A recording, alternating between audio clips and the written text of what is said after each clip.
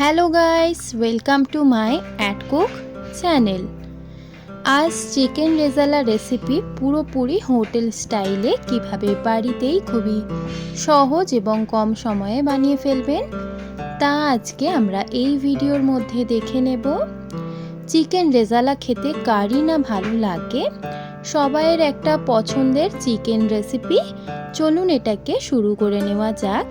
এখানে আমি পেস্ট বানিয়ে নেওয়ার জন্য 3টে কাঁচা লঙ্কা নিয়েছি। লঙ্কাগুলো হালকা একটু শুকিয়ে গিয়েছিল, তার কারণে 3টে নিয়েছি, না হলে কিন্তু টাটকা হলে 2টো নিতাম।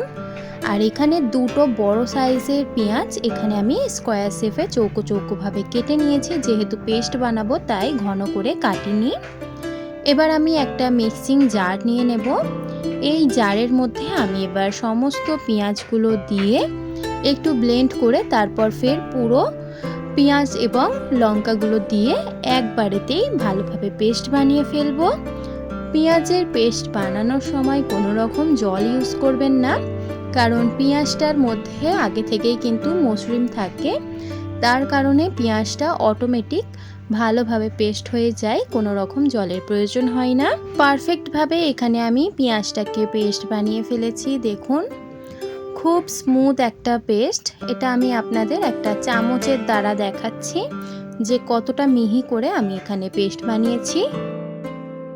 এই পেঁয়াজের পেস্টটা এতটাই কিন্তু ঘন হতে হবে, জল দিলে কিন্তু ভালো লাগবে না। এবার এটাকে আমি সাইডে রাখছি। এবার এখানে আমি একটা বাটি নিয়ে নিয়েছি। এই বাটির মধ্যে ভিজিয়ে দেব কয়েকটি ড্রাই ফ্রুটস। যেরকম এখানে আমি নিয়ে নিয়েছি কাজু বাদাম 50 গ্রাম। এখানে আমি 50 গ্রাম কাজু বাদাম ব্যবহার করেছি 1.5 কিলো মাংসের জন্য। আর এখানে ভরে ভরে 1 চা চামচ পোস্ত ব্যবহার করেছি। পোস্তের পরিমাণটা আপনারা একটু বেশি দিতেও পারেন, এটা আপনাদের অনুযায়ী। এই দুটো উপকরণ এবার আমি হালকা একটু জল দিয়ে ভালোভাবে এটাকে ভিজিয়ে রাখবো, যাতে পোস্তগুলো নরম হয়ে যায় আর কাজু বাদামটাও নরম হয়ে যায়। কারণ এটাকে আমি পেস্ট বানাবো, তার কারণে একটু ভিজিয়ে না রাখলে পোস্তগুলো কিন্তু গোটা গোটা থাকে। তার কারণে অবশ্যই কিন্তু এটা আধ ঘন্টা একটু ভিজিয়ে রাখবে, তাহলেই কিন্তু পোস্তটা ভালোভাবে পেস্ট হয়। কাজু বাদামের সঙ্গে জল দিয়ে ভালোভাবে নাড়াচাড়া করে দিলাম। এবার এটাকে সাইডে রেখে চলুন রেজালাটা বানিয়ে নিই। রেজালা বানিয়ে নেওয়ার জন্য এখানে আমি 1.5 কিলো চিকেন নিয়ে নিয়েছি। আর যে পেঁয়াজের পেস্ট করে রেখেছিলাম সেই পেঁয়াজের পেস্টটা এই চিকেনের উপর দিয়ে দিয়েছি। চিকেনটা আমি আগে থেকে নুনটা মাখিয়ে রেখেছিলাম, সেটা কিন্তু ক্যাপচার করতে ভুলে গিয়েছি, তার জন্য এখানে কিন্তু চিকেন থেকে অনেকটা জল বেরিয়ে এসেছে, আপনারা দেখতেই পাচ্ছেন। তো চিকেনে আমরা এখানে নুনটা দেব না, আপনারা মনে করে নুনটা দিয়ে নেবেন। এখানে আমি পেঁয়াজের পেস্ট দিয়ে দেওয়ার পর তারপর দিয়ে দিচ্ছি 200 গ্রাম টক দই। এখানে কিন্তু আপনারা চাইলে টক দইয়ের পরিমাণটা 100 গ্রাম আরও বেশি দিতে পারেন, এখানে আমি কম ব্যবহার করেছি। এবার টক দইটা ভালোভাবে দেওয়া হয়ে গেলে গোলমরিচ গুঁড়ো এখানে আমি 1 চা চামচ পরিমাণে ভরে ভরে ব্যবহার করছি, কারণ এই রেসিপিতে গোলমরিচ গুঁড়োই মাস্ট। গোলমরিচ গুঁড়ো না থাকলে রেজালা কিন্তু ভালো হবে না। তারপর এখানে আমি 2 চা চামচ পরিমাণে আদা এবং রসুনের পেস্ট ব্যবহার করছি। ব্যাস, এই কয়েকটি 3 থেকে 4টি উপকরণ এবার আমি হাত দিয়ে ভালোভাবে মেখে নিয়ে ম্যারিনেট করে রাখবো প্রায় 1 ঘন্টার মতো। 1 ঘন্টার মতো ম্যারিনেট করে রাখলেই কিন্তু তারপর এখানে রেজালার টেস্ট পাবেন। যদি সঙ্গে সঙ্গে ম্যারিনেট করে রেজালাটা বানাতে যান, সেই মুহূর্তে দেখতে পাবেন যে ভালো একটা টেস্ট আসেনি, কারণ রেজালার জন্য ম্যারিনেট করে রেস্টে রাখাটা এটা খুবই একটা ইম্পর্টেন্ট জিনিস, যেটা আপনাদের অবশ্যই করতে হবে। এখানে ভালোভাবে হাত দিয়ে আমি এভাবে চটকে চটকে একটু মাখিয়ে নিচ্ছি। এবার এটাকে আমি রেখে দেব প্রায় 1 ঘন্টার জন্য। 1 ঘন্টা পর দেখুন রেজালাটা কতটা জলটা বের করে দিয়েছে মাংস থেকে, আর ম্যারিনেটটা কিন্তু খুবই সুন্দরভাবে রেজালার এই মাংসের মধ্যে ভালোভাবে অবজর্ব হয়ে গেছে। এবার এটাকে আমরা চলুন কুক করে নিই। রেজালা বানিয়ে নেওয়ার জন্য এখানে কড়া বসিয়ে দিয়েছি। কড়াইতে এবার দিয়ে দিলাম এখানে পরিমাণ মতো সাদা তেল, মানে রিফাইন্ড অয়েল। আর সাদা তেলটা এখানে যতটা আপনারা মুরগির মাংস এমনি রান্না করেন তার থেকে কিন্তু ডবল নিতে হবে। কারণ তেলের পরিমাণটা রেজালায় একটু বেশি লাগে। তেলটা দেওয়া হয়ে গেলে এরপর আমি এখানে দিয়ে দিচ্ছি ঘি। ঘি দেওয়া হয়ে গেলে এখানে আমি একটা জয়ত্রী দিয়ে দিচ্ছি হাফ। তারপর দিয়ে দিচ্ছি এখানে গোটা গোলমরিচ 6-7টা। তারপর দিচ্ছি ঝালের জন্য 4টে শুকনো লঙ্কা, আর দিয়ে দিচ্ছি এখানে 2টো তেজপাতা। ব্যাস এই কয়েকটি আমাদের গোটা জিনিস লাগবে। ভালোভাবে এবার তেলের মধ্যে একটু ফোড়ন দিয়ে নেব সমস্ত এই গোটা মশলাগুলোকে। ভালোভাবে যখন দেখবেন তেল থেকে একটা সুন্দর ঘ্রাণ বেরিয়ে এসেছে, ঘিয়ের বলুন বা শুকনো লঙ্কার বলুন একটা ঘ্রাণ বেরোবে, সেই ঘ্রাণটা বেরিয়ে গেলে তারপর এখানে আমি দিয়ে দেব সেই যে ম্যারিনেট করে রেখেছিলাম চিকেন, সেই শুধু চিকেনটা দেব, কোনো রকম ম্যারিনেটের সেই ঝোলটা দেব না।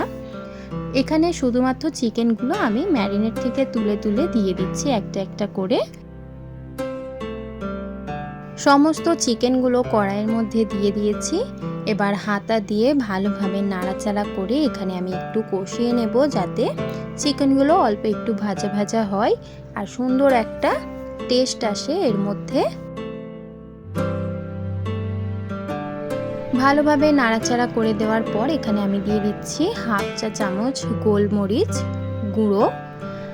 এবার গোলমরিচ গুঁড়ো দিয়ে দেওয়ার পর নুনের একটু ব্যালেন্স হওয়ার জন্য এখানে আমি স্বাদ পরিমাণে নুন দিয়ে দিচ্ছি, কারণ নুনটা আগে আমি ম্যারিনেট করার সময় দিয়েছিলাম। এবার স্বাদ বুঝে দিয়েছি। তারপর এখানে একটু হালকা একটুখানি দিতে হবে লঙ্কা গুঁড়ো, যাতে তেলের মধ্যে যে কালারটা লাল লাল টাইপের ভাসে সেটা রেজালার মধ্যে হবে। তার কারণে এইটুকুনি পরিমাণেই কিন্তু লঙ্কা গুঁড়ো দেবেন, বেশি দিলে রেজালা লাল হয়ে যাবে। ব্যাস এই কয়েকটি মশলা এবার ভালোভাবে হাতা দিয়ে আরও একবার নাড়াচাড়া করে মিক্স করে নেব। ভালোভাবে রেজালাটা মিক্স হয়ে গেলে এখানে আমি যে দই বা পেঁয়াজের পেস্টটা ছিল সেই পেস্টটা এবার কড়াইয়ের মধ্যে দিয়ে দিচ্ছি। এবার এই পেস্টটাকে ভালোভাবে নাড়াচাড়া করে চিকেনটাকে ততক্ষণ নাড়াচাড়া করব যতক্ষণ না এই চিকেন থেকে ওপর ওপর তেল ভেসে উঠছে।